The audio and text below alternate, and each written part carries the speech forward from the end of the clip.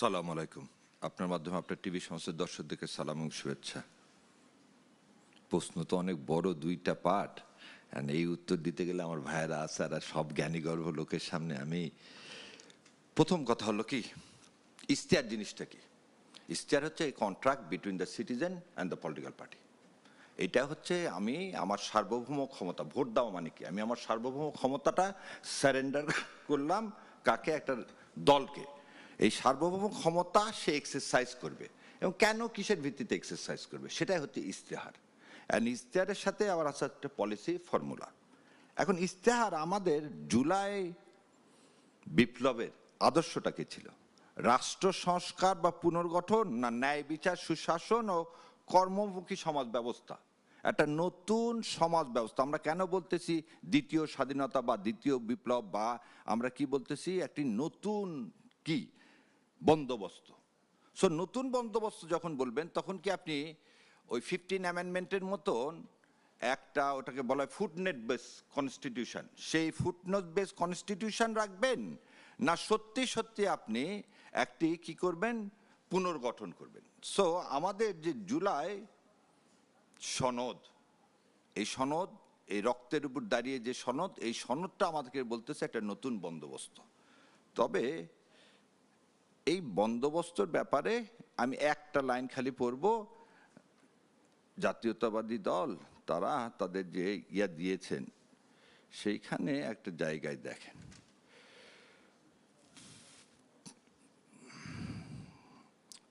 আচ্ছা এটা ইশতেহারের আপনি পাবেন হচ্ছে মুখবন্ধর পরে, এটা তো পেজ নাম্বার নাই, না আছে পেজ নাম্বার, আছে পেজ নাম্বার হচ্ছে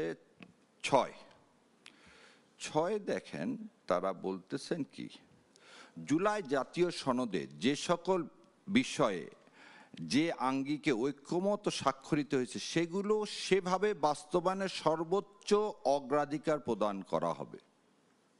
অগ্রাধিকার প্রদান করা হবে, এটাই হচ্ছে নাম, হচ্ছে শুভঙ্করের ফাঁকি। আপনি তো সাইন করছেন, এখানে অগ্রাধিকার দেওয়ার কিছু নেই। আপনি এখানে লিখবেন ঐক্যমত স্বাক্ষরিত হয়েছে তা বাস্তবায়ন করা হবে। আপনি যখনই বলতেছেন অগ্রাধিকার দেওয়া হবে, তার মানে আপনার ইন্টেনশনটা it is clear from this যে আপনি এটা বাস্তবায়ন করবেন না।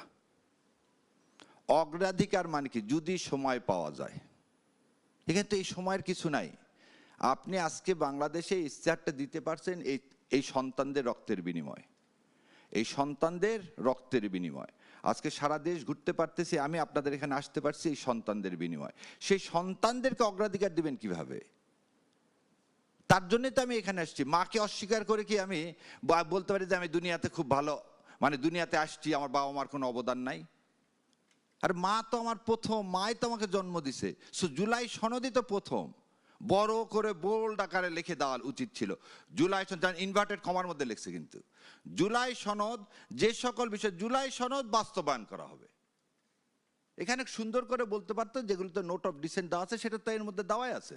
যেমন আমি ওনাদের একটা নোট অফ ডিসেন্টকে সমর্থন করি, সে হচ্ছে বিচার বিভাগে জ্যেষ্ঠ 2 জনের মধ্যে যে কোনো একজনকে কি করা হবে, প্রধান বিচারপতি। এটাকে আমি নিজে সমর্থন করি। আমি জামাতে ইসলাম যেটা বলছে যে না জ্যেষ্ঠকে করতে হবে, আমি এটাকে সমর্থন করি না। তার মানে কি, আমি যখন ভোট দিব তখন কিন্তু আমি একটা অবস্থানে যে জামাতের 100% সব কিছুতে দিব তা কিন্তু না। যেমন 70 অনুচ্ছেদ, এই ইয়াতে দেখলাম ওনারা 70 অনুচ্ছেদের কি করতে চাইছে, জামাত এবং বিএনপি দুইজনাই তো সংস্কার চাইছে। তার মানে কি, I have a now option to say something against my political party.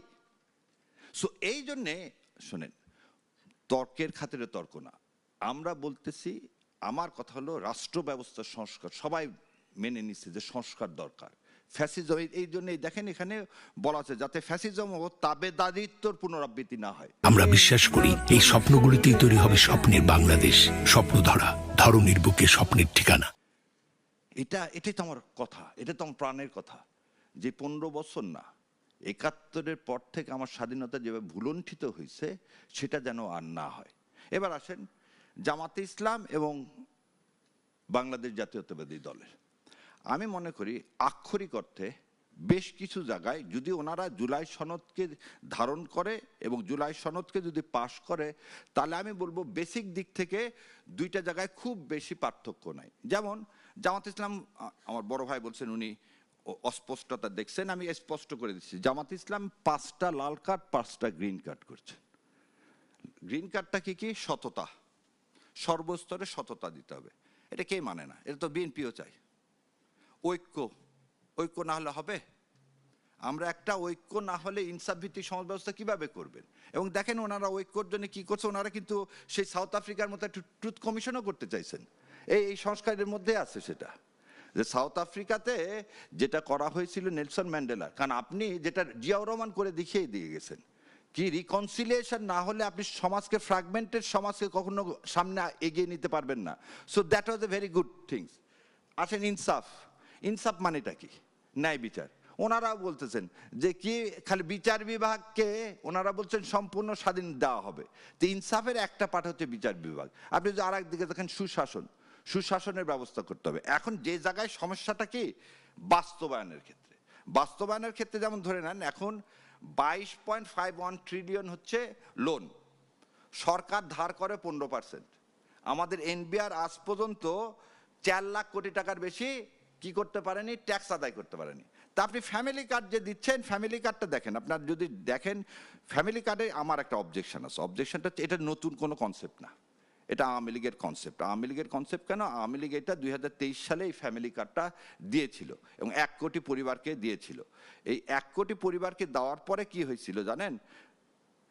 তুমি যদি আমার দল করো তাহলে পাবা, এই দেখেন আমার দল করো পাবা, না হলে পাবা না। So family card is not a new concept. Family কার্ডের ডেটটাও বলে দিচ্ছি, 8/11/2023 সালে আমি পড়ে দিচ্ছি। মাননীয় প্রধানমন্ত্রীর মহতী উদ্যোগে বাণিজ্য মন্ত্রণালয়ের সার্বিক নির্দেশনা নিম্ন আয়ের 1 কোটি উপকারভোগী কার্ডধারী পরিবারের মাঝে প্রতি মাসে টিসিবির পণ্য সামগ্রী বিতরণ করা হচ্ছে। বর্তমানে এই ফ্যামিলি কার্ডকে স্মার্ট কার্ডে রূপান্তরের কার্যক্রম নেওয়া হয়েছে। আগামী এত তারিখ হইতে কার্ডধারী পরিবারের মাঝে স্মার্ট ফ্যামিলি কার্ড বিতরণ শুরু হবে। So this concept of family card is not a new concept, এটা বরং পতিত স্বৈরাচারের একটা কনসেপ্ট। এবং এই কনসেপ্টটা কি জন্যে বাস্তবায়ন হবে না? ধরে নেন আপনি 2,500 কোটি টাকা দিবেন, আপনি 4 লাখ কোটি টাকা কিন্তু আর্ন করতেছেন সারা আমাদের সমস্ত এনবিআর সব কিছু মিলে। তা 2,500 টাকা করে প্রতি মাসে দিলে আপনি 1 কোটি না 4 কোটি ফ্যামিলিকে দিলে আপনার তো বাজেটই নেই, তাহলে আপনার অন্য খাতে কি সংস্কার করবেন?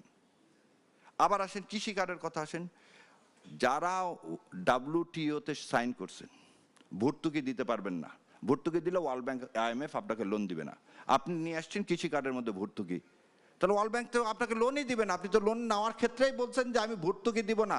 এই ভর্তুকির একটা গল্প শুনে আপনাকে, আমার হাতে সময় একদম কম, 1 মিনিটে যদি শেষ করেন। এই 1 সেকেন্ডের মধ্যে এটা শেষ করে দেবো। নোয়াপাড়ায় একদম নাম ধরে বলে দিচ্ছি, 4টা কোম্পানি এই ব্যাংকরাফট হয়েছে এই ভর্তুকির জ্বালায়। গভর্নমেন্ট বলছিল সার নিয়ে আসো, বাজারে যে দাম দিবা তোমার ইম্পোর্টের পার্থক্য আমি তোকে দিয়ে দেবো। 15 বছরে আওয়ামী লীগ এই ভর্তুকির টাকা দেয়নি এবং সেই কোম্পানির ব্যাংকের তো ইন্টারেস্ট রেট বেড়ে গেছে এলসির এগেনস্টে, তারা সবাই ব্যাংকরাফট হয়ে গেছে। সো এই যে মানুষের সাথে এটা এক ধরনের, আমি বলবো যে প্রতারণা বলবো না, এটা বলবো যে ভারসাম্যহীন অবস্থা। আপনি যে